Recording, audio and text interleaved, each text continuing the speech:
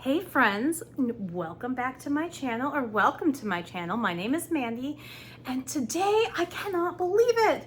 Summerween is over. It's over. And honestly, I'm okay with it.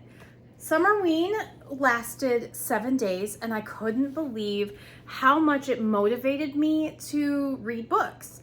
I finished 5 books total through the whole thing, and I think the only prompt that I didn't get was read a novella or a graphic novel, because I didn't read Mrs. Caliban like I planned on, and that was my novella. And I didn't read Grimoire Noir yet, which was my graphic novel. I did start another graphic novel, and I don't know where I have it setting, but it's not spooky related. It's more related to like ADHD. And I've got about 50% into that, so I'm not counting that for Summerween. However, I did read it during Summerween. And that one I think is called Button Pusher. But that will be in another vlog coming later when I finish. However, I think this went really well. I started the readathon with The Only One Left by Riley Sager. I finished that up. I had only had like 20-30% into it, and I finished that in the first vlog. And 5 stars. I'm still like, oh, I'm so happy I read it. It was really great. And this is, you know, a week out of it. And then after that one, I read and listened to 2 books. Wendy Hurd's You Can Trust Me, which was a thriller. And it was a thriller about 2 girls who kind of are, I don't know how you would say it. They are like grifters. And they grift in different ways. And then one of them is trying to grift this like super rich man. They end up on an island and things go a little awry. So that one was, I already forgot most of the plot. So I'd say that was about 3.5, 4 stars, but it was actually really an enjoyable read. And I enjoyed it. I enjoyed the ride. It was atmosphere. It was a pretty great thriller for what it was. The next one that I read and listened to was Chasing the Boogeyman by Richard Chizmar. And the audiobook was fantastic. So this one is about a man, Richard Chizmar. He actually kind of writes it in his point of view, or in his vocal, and it's like a true crime fiction. Like, so he writes it like it's actually a true crime, and he uses his hometown and all of his knowledge about his hometown to make this serial killer up. And basically it's him and his friend trying to figure out the case.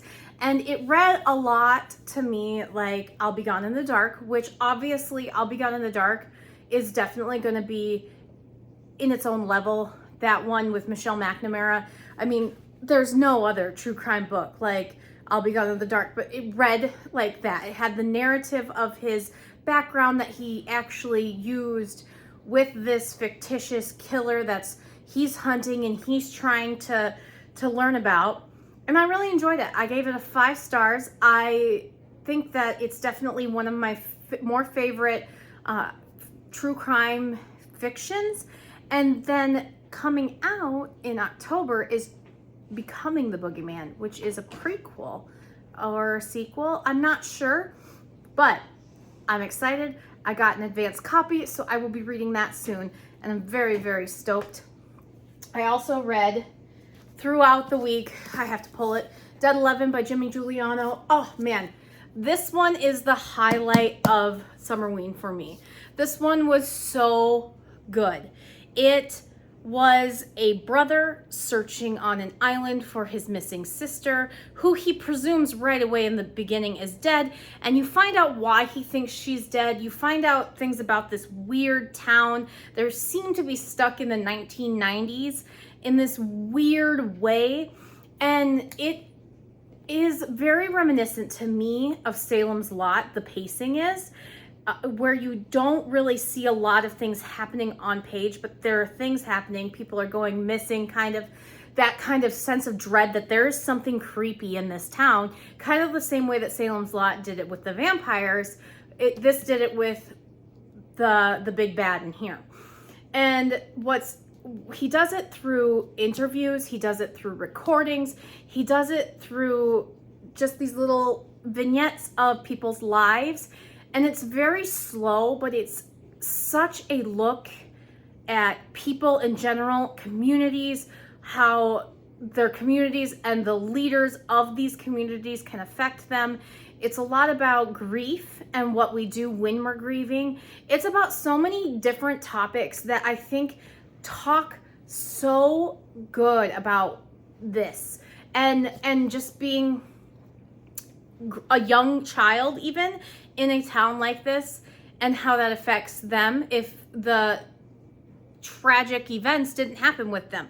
So I really, really highly recommend this for somebody who wants to dig deep and sink their teeth into this. There are reasons, like, I know that it can get repetitive, but there were reasons for the repetition in the book, like the retelling of certain things. I just thought it was so well done. I cannot believe that this is his debut novel. It's definitely more, it's still horror, but in my mind, it's more literary. It's different. It's a literary that's very horror-esque, and I really liked it. I really enjoyed it.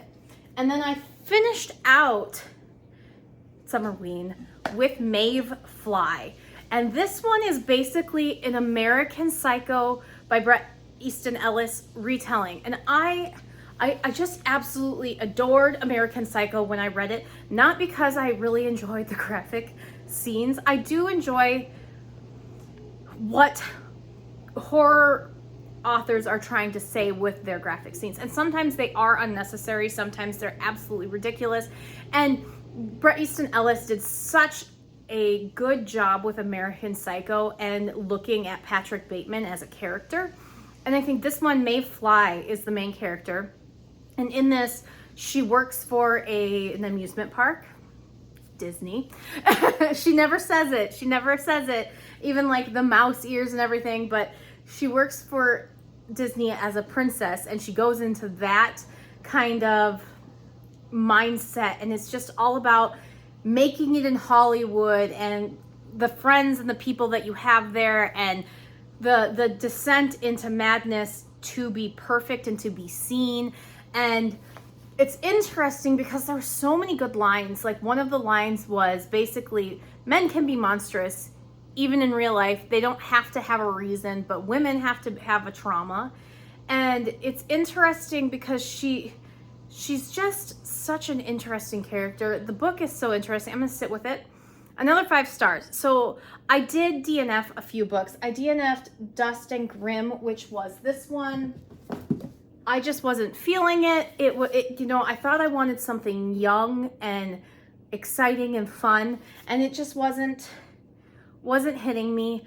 I also DNF'd Gallows Hill by Darcy Coates, and these are soft DNFs. I do want to come back to both these books, but Darcy Coates' Gallows Hill wasn't what I was feeling. It was this, it's a haunted house story, I think, but I'm not sure. But it just, I wasn't getting into it. But then when I picked up Maeve Fly, I got into it, and so it's really nice to have found some books that I really enjoyed. Because honestly, the lowest rating was a 3.5, 4, which I think I picked up some of my favorite books of the year here. I definitely think Dead 11. Maeve Fly, I love Maeve Fly. It will be a favorite, but I don't know if it's like gonna hit the top of my list yet. Dead 11 definitely. I don't know if Dead 11 is going to knock out Lost in the Moment and Found, or even The Cherry Robbers as like my top book of the year. I've read some really good books this year, but this one definitely is up there. This is my kind of book. I'm so happy I read it. I'm so happy I jumped on it because I saw it in the early stages, like when the cover was released. I was like, I don't care what that is, I'm pre-ordering it. So I've had it. And then I want to end Summerween. I'm so happy that I did Summerween. I'm so happy that we get to do these kind of fun readathon things. It felt so fun to be part of something that's a little bit bigger than me and my little channel here. And I wanted to talk about, what am I gonna do next? Because I have no idea what I wanna read next, but I know that I wanna keep reading because reading is my love. And so during the week, as I'm dropping books, during the week, I picked up some new books to read. I picked up This Is How You Lose the Time War by Max Gladstone, which is a smaller novella, and it's apparently a sapphic love story, which is weird. And I tried to listen to the audiobook, but I got maybe like 10 minutes into it and was like, nope, I need to pick up the book. So I picked up this. I've heard good things about this one. I picked up Such a Fun Age by Kylie Reed. I found this one at Costco, and I thought, oh, I've wanted to read this forever. I have no idea what it's about. I've loved the cover, and it was a best book of the year, and it was a Goodreads Choice Award winner. I don't know was it for fiction? I don't know. I picked it up. I do want to read that one. Mortal Follies by Alexis Hall is a sapphic love story, and I read the back or read the synopsis on Goodreads, saw the cover, and was like, I have to have it. Like, these are some of my favorite colors, and altogether I adore it. I adore it. So I'm excited about that one. And then The Three Dahlias I picked up from Waterstones, and this is by Katie Watson, and it's Weekend Convention, 3 very unconventional detectives, and they're trying, I'm not sure what is going on, but I think it's supposed to be like a cozy mystery, and I thought it looked so cute, and I loved the cover, so I picked it up. And the last one I picked up, and this is what I ordered from Waterstones, was Death of a Bookseller. I've wanted to read this book for a while, but I saw the cover from the UK version and thought, this cover is so much better than the other one. So I had to pick this up. I'm so excited I think this is the next one that I read besides My Murder by Katie Williams, which I have back here. And that's it. I am so excited. Let me know what you read for Summerween. Let me know what you plan on reading next. If there's any other readathons that you're joining up. I don't know if I want to join a readathon again quite yet. I think I'm going to do a 24-hour one next week with Happy For Now. But other than that, thank you so much, Olivia and Gabby, for putting this on. This is so wonderful. And thank you for being here. Like, comment, subscribe. I come out with art and book content, so a little bit of something of a mix. And I'm so glad you're here. Have a great day, guys. Bye.